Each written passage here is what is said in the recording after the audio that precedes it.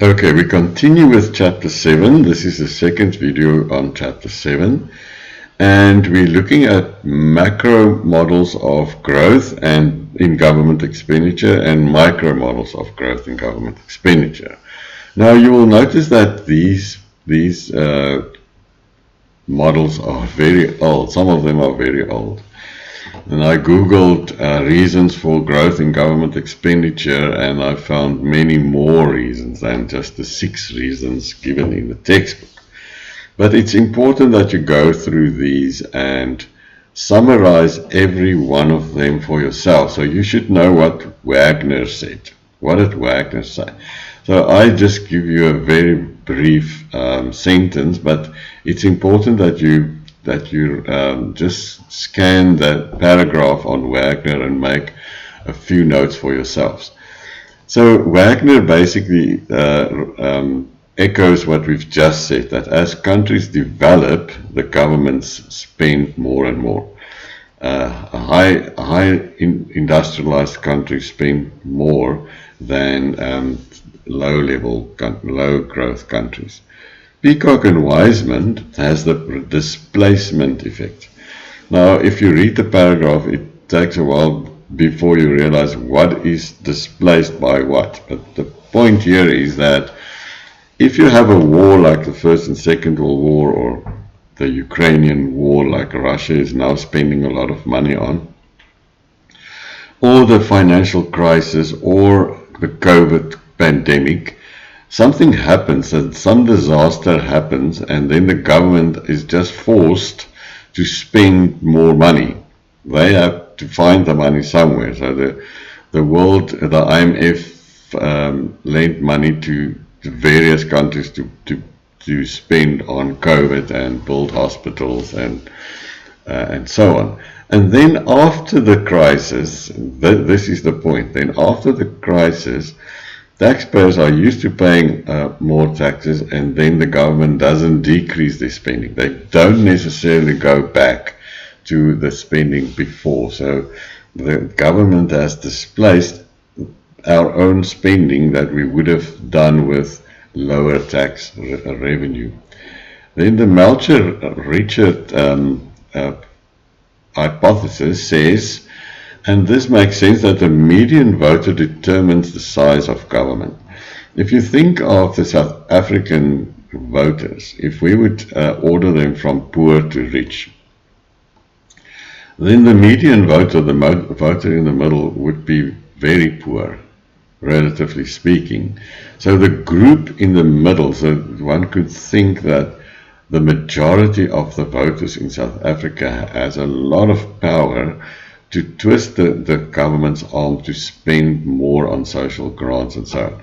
So if you can just think, if the government would stop the grants today, then people would just go to the streets and protest against that. It wouldn't happen in South Africa because the median voter wants the grants and will insist on the grants. So if we look at reasons for growth in government expenditure over time from the microeconomic side, then Baumol said that we see unbalanced productivity growth. We have the government sector and we have the private sector. And the private sector is continuously improving their productivity. Because of competition, they just have to find the next best way and the next efficient and cheapest way to produce something. So over time, the private sector becomes more productive, but the government sector doesn't necessarily.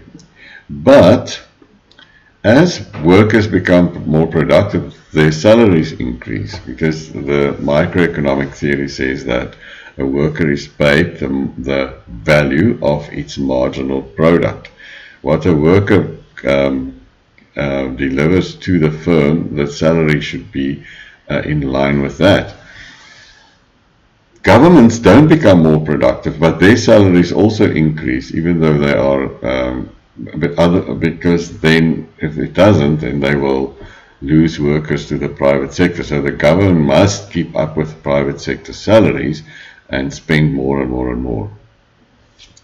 So Brown and Jackson says that the service environment could change, and the government service environment, and the median voter would keep the government at bay and demand proper spending. For example, how can the service environment change? People become older all over the world because of the medicine and things that we have. People become older, so old age pensions become bigger. The government has to take care of more people. As the population size grows, crime grows, and the spending on crime prevention needs to increase. So as the population grows, the service environment changes, needs change, and hence the government is also forced to spend more and more over time. Politicians, bureaucrats, and interest groups don't really have a big explanation, because we know that politicians want to stay in power. They could bribe people to vote for them, for example, by higher salaries. Bureaucrats always want to build monuments for themselves because they want to be remembered by something. If you just go to the north of campus where you see the Department of Foreign Affairs, DIRCO, International Relationships, they have a fantastic building, and they built it there for millions and millions of rands. So there was a minister of foreign affairs who just wanted to make a statement forever and says that I erected this building, but it wasn't necessary to build a huge thing like that. Labor unions will always influence government salaries, and they also force governments to spend more. So we have lots of reasons for the growth in government expenditure, and you should be aware of all of them. And do yourself a favor and go and Google reasons for growth in government expenditure, and you'll find even more than these.